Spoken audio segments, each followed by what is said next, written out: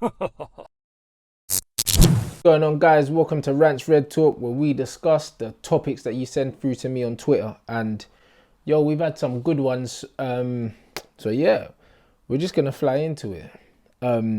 Mr. Aaron, United, big up Aaron as well, bruv. United Stan family. How do you tell a Rashford he needs to chill out and rest? He's been overused this season, even played with injuries. Yeah, he wants to play the Nations League with England. And if he does that every season, his tank might be empty by the age of 27, 28. Do you agree? First of all, he definitely been overused, but what I would say is he ain't guaranteed to start for England, blood, even if he goes to the Nations League. Personally, I think he needs to rest because he's burning out, but also because his confidence can't be very high because he hasn't been playing well. And sometimes the best thing to do is to just take a break. I know some people like to play their way into form, but actually just getting pulled away, just resting and taking his mind off football might do him some good. Because for me, yeah, like Rashford is at his best when he's not thinking too much, innit? And I feel like at the moment he's trying to overthink everything, innit? And he's an instinctive footballer, bruv. Technically he's not the best, like his football IQ is non-existent, but he can still produce moments of brilliance, bruv, out of nothing when he just plays without thinking, in it, just off the cuff. So I think the best thing for him is just some time out. And yeah, you're spot on. As I said before, yeah, Rashford, a massive part of his game is the physical element.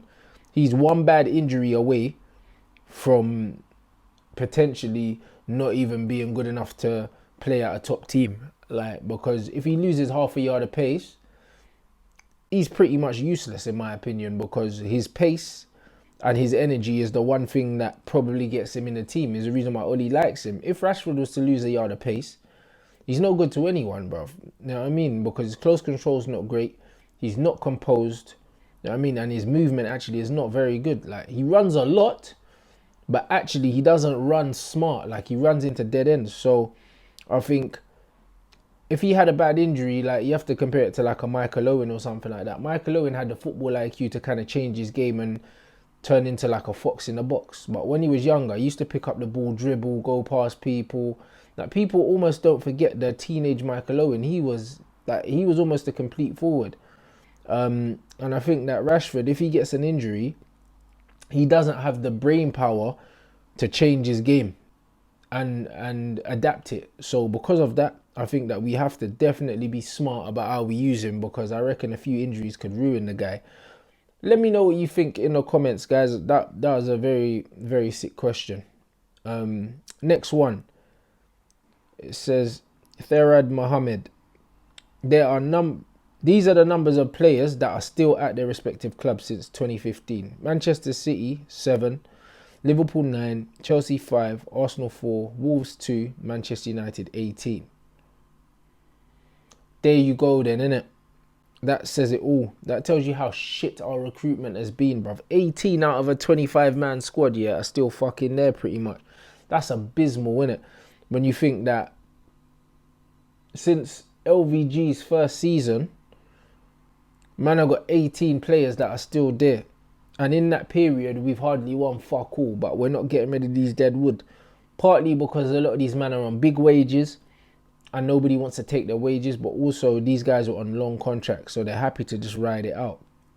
It's embarrassing. Like, Wolves have managed to overturn the whole squad. Arsenal pretty much the same. Chelsea pretty much the same. Even Liverpool is more than half. It's 9. Do you know what I mean? And then Man City 7. This is the problem. United haven't evolved as a team because we're not bringing in and refreshing the team. Like, it's the same old shit. How many times have we been talking about Ashley Young, Valencia, Smalling and Jones, bruv? 4 fucking Fergie players. And them man have played at the back for the majority of the time between 2015 and now. Like, it's embarrassing. Like, and it needs to be sorted. And the thing is, a lot of these managers have the opportunity to sell them, and for whatever reason they don't. So as much as you can blame the board and all these things, yeah, like, obviously the managers want to keep these players.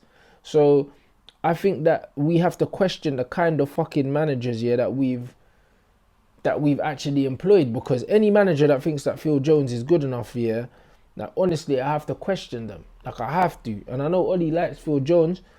That worries me because he's crap. So I don't know. I think that that's a very, I don't know. It's a very damning statistic, really, and it's something that needs to change soon if we're going to be realistic contenders for anything. Because right now, we are fucking bleeding, guys. We are fucking struggling. Let me know what you think about those numbers, guys. I found that like very interesting. All right. Next one is Deng Dallaire. It says, do you think Manchester United will sign De Ligt and Bruno Fernandes in the summer? I don't know. I know we'll sign De Ligt. I don't know if we want Bruno Fernandes. There was rumours saying that, yeah, we've bid and the bid's been accepted pretty much. And we've outbid Man City.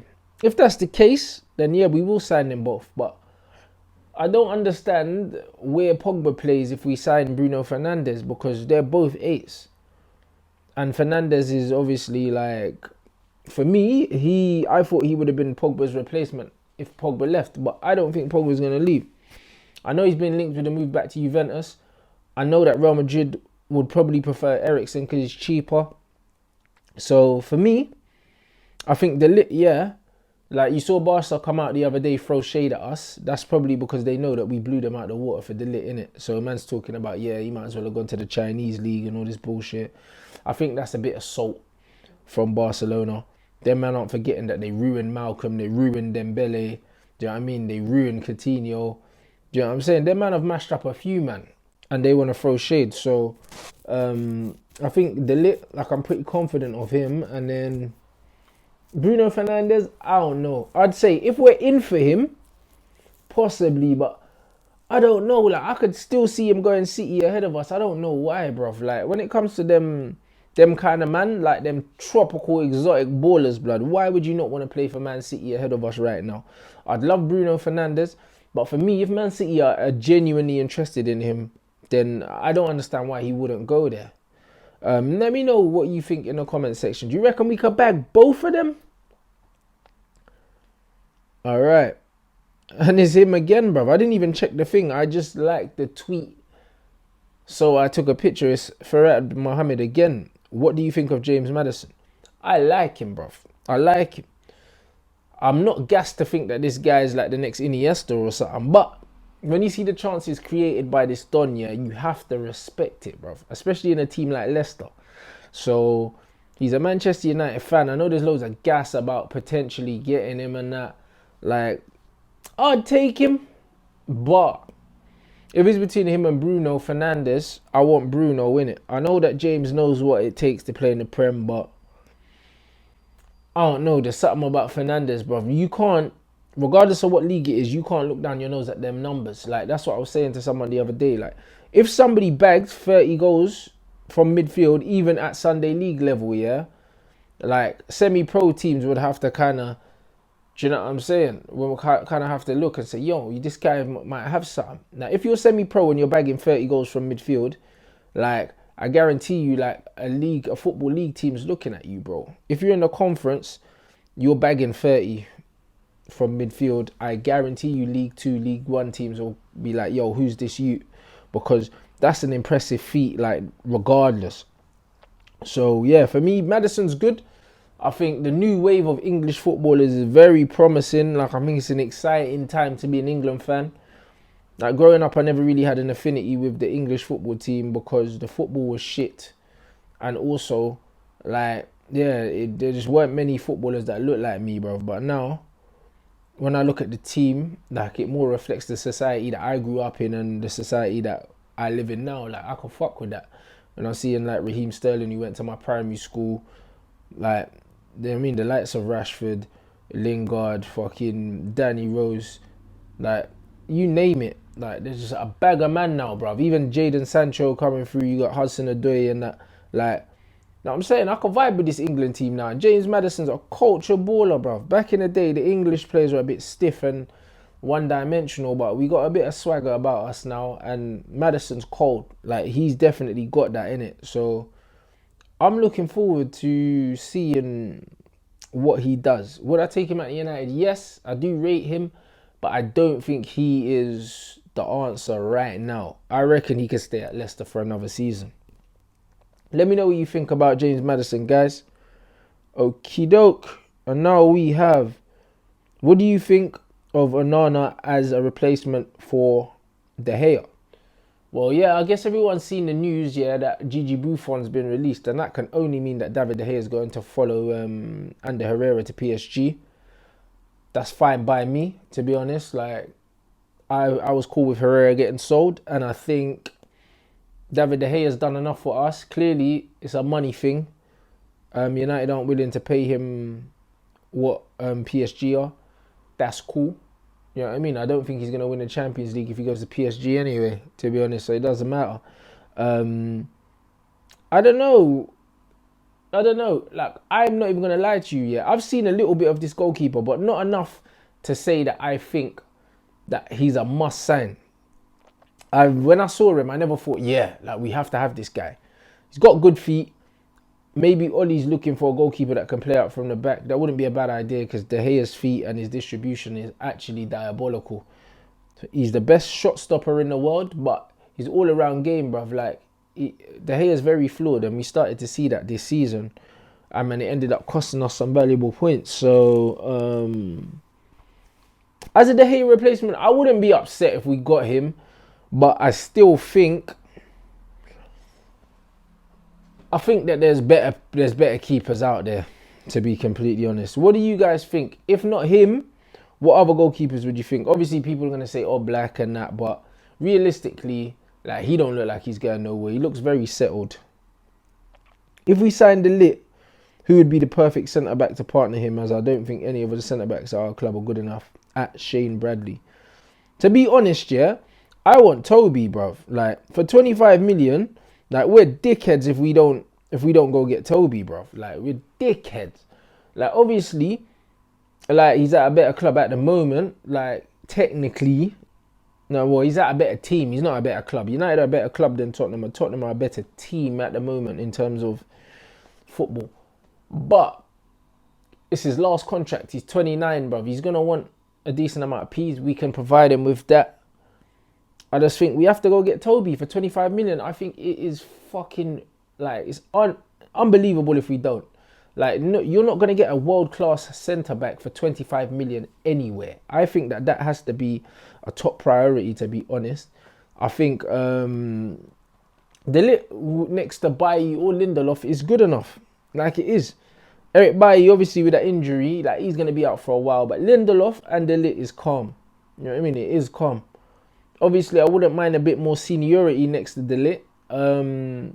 That's why a Toby thing would be amazing. But Victor's quick enough. He reads the game well. He's got good feet. Like, I don't see why these guys can't play together. All right. At the 4th_ape, the Madrid, Barca, Munich, PSG, Chelsea and Juventus fans won't accept their club going 6 years without no major trophies. Why are the United fans okay with it? Where's the outrage towards Woodward? Bro, I think that these United fans have just become apathetic now, to be honest. Like, they tolerate so much bullshit. Like, half the fan base, or maybe more than half the fan base, spent most part of last season trying to get rid of our best players, like Martial and Pogba. Like, who the fuck does that? If you want to improve and you want to get better and you want what's best for the club, you don't want to get rid of your best players. It don't make sense. And this is where we are now. To me, it's like these guys are cool with being mediocre. They're looking at mediocre players. Like, they were saying, oh, give Herrera 250,000. Why? He's not a 250,000 player. If we give him that shows our desperation. That's almost as bad as giving Sanchez 400k. Because at least Sanchez, was Premier League proven and he had 30 goals and he had some clout when he came in. So United could have looked at that and said, you know what, he's meant to be the saviour. We can pay him the big guap. But Herrera ain't done shit since he's been at the club. Like, in the grand scheme of his career, what would you say a career highlight was for Ander Herrera? Man marking Eden Hazard in one game, blood. Like, let's be honest, he's not worth 250 bags. And I just feel like these men now are living in very much in a situation where they're like, oh, like, we just need him. Like, I'm cool and we just want to play good football and play the United way and all of this shit and the United DNA and all this. Bruv, man don't care about none of that. Now, honestly, like, we need to get back to winning well, and having the best players. It's not about no DNA, bruv. Like, if a guy is the right man, then he's the right man.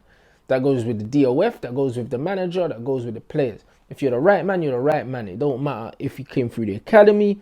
Don't matter if you're a Fergie fledgling. It don't matter about any of these things. If you're good enough, then you're the guy in it. And I think that we need to go back to that instead of all this sentimental bullshit. I feel like these men are they're in so much pain from what's going on now that they're almost clinging on to the past, bruv, and hoping that Solskjaer's going to re-erect the spirit of 99 and that, bruv. Like, it's not going to fucking happen, innit? So I think we need to start being a bit more, I want to say critical of, like, the team. That's not the right word. But I just feel like with Ed Woodward, yeah, like, man is saying, where's the outrage towards Ed? Like, Ed gets a list of players and then he goes and tries and secures them. Like, it's not really Ed. Ed's just doing his job. It's the Glazers that should have brought in football, man, and haven't. Do you know what I mean? Ed's just doing his job. I don't think Ed said to the Glazers, yeah, I'll come in, yeah, and I'll do everything. They just gave him that role. So I don't blame Ed Woodward for our lack of prowess in the transfer market. I put that on the structure. Hopefully that should be changing. We ain't heard too much about DOF, but I'd like to think that something's going on. Let me know what you think in the comments. Do you think that our fans are too fucking soft and let these men get away with murder now? I genuinely agree with this. At Ryan _ Magboul, it says Magboul. Since a long time, United don't have specialists in free kicks. Your suggestions to solve the issue? Should we give it to Pogba, or do we need to sign someone who can handle it? This is it, bro. Like, Bruno Fernandes takes set pieces, so that would help. And also, Neves takes set pieces. I did say we do need a set piece taker. How can you be a big arse club like Manchester United and not have a set piece taker? For me, Pogba, in shooting distance, Pogba can take free kicks, but Pogba can't be on corners because he's 6'3", bro, and he's good in the air. So someone like a Bruno Fernandes or someone like a Ruben Neves would be perfect. Like, someone that's good from set pieces, whether it's corners, free kicks, whatever. And yeah, it just takes the pressure off Pogba. But I do think every team does need a set piece taker. Do you know what I mean? Like, Tottenham got Christian Eriksen. I mean, Man City got several set piece takers. And then we just feel like we got a set piece taker, but we ain't got none. And it's actually abysmal, really. So yeah, let me know what you think. I completely agree. This is something that I've touched on, so I'm 100% behind you. Last couple, at VOULGIER. It says Saeed Tamzid. What's your thoughts on the comments of Damasio reporting about us turning down Icardi Lukaku swap deal? What do you think? Who do you think is behind this genius decision? I can only think Solskjaer. Icardi for me, yeah. Like, if Ferguson was there, he would have liked Icardi. You know what I mean? And I'm sure he would have probably thought, you know what, I can tame this guy. He's a bit of a nuisance. But Icardi's a real stone cold killer, innit? Like, for me, if he's available in a swap deal with Lukaku, you take him, because we need to replace Rom anyway, bruv. You take him plus like 30 mil or something. Cool. Like, I'm taking Icardi all day, bruv. Like, he's a guaranteed goal scorer. He's a marksman. There's not too many marksmen left in football at the minute. So for me, I'm taking him. But it sounds like a Solskjaer thing, because obviously Rashford's his fucking love child. And I don't know, guys. If we're not careful, this Rashford Ollie Solskjaer bromance here could end up killing us, bro. Because he's trash. And right now, he shouldn't be nowhere near the team. And yeah, bro, he just shouldn't be nowhere near the team. He definitely shouldn't be leading the line. Marcus Rashford, number 10 for Manchester United. Because of what, bro? And then you're seeing the stats, and Callum Wilson's outscoring him. So, for me, by any means necessary, yeah, like, we should have been going for Icardi, even if we weren't trying to sell Lukaku. So, yeah, I'm scratching my head. It stinks of Solskjaer and the United DNA bollocks, but hopefully I'm wrong. Let me know what you think in the comment section about Icardi and also Solskjaer's bias towards Marcus Rashford. Last but not least, at YNFC7, it says Yusuf. With all the players being linked with United, they all seem to be a mishmash of players of different styles. Like Sebastian Holler or something, I don't know who he is, a target man. Or João Felix, a small false nine. Yeah, that's weird. So what kind of playing style does Oli want to implement, and what kind of players are needed? Bro, that's a brilliant question. I honestly don't know what playing style Oli's trying to implement, because I'm looking at the players that we have been linked with, and I can only see James, yeah, he's got pace. João Felix is a creative, almost like a number 10, like false 9. United have never played with that style of player, so it don't really add up. I can't even lie to you, it doesn't. It almost seems like managers trying to buy good players and then just hoping it works out, which isn't great. So I could not tell you, bro. I honestly couldn't tell you what his game plan is. What I do know is the football needs to drastically improve, because if it doesn't, fuck's sake, man. You know what I mean? That's how I'm feeling at the moment. The football's diabolical. Obviously, with better players, it'll improve. But I think tactically, Oli needs to do a lot better.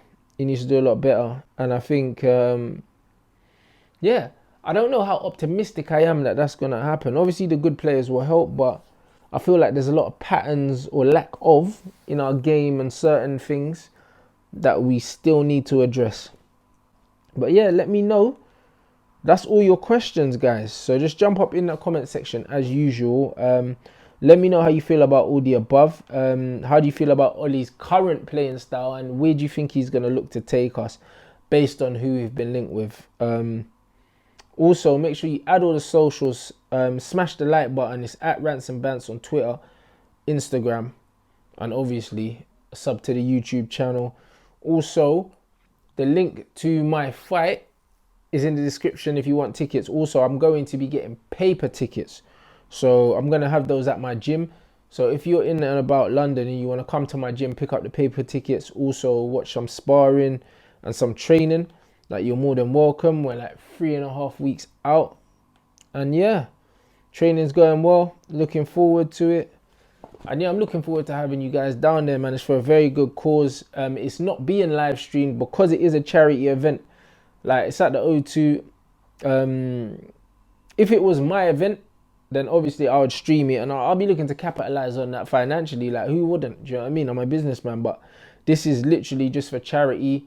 It turned out to be like a grudge match because of how the events unfolded, but ultimately I was fighting anyway, and it's just like, it's meant to be a light-hearted thing for a good cause. So there won't be any live streams, but I will make sure that there are loads of little videos and pictures that are going to go up on the Instagram after the night. So make sure you're subscribed to that. Peace.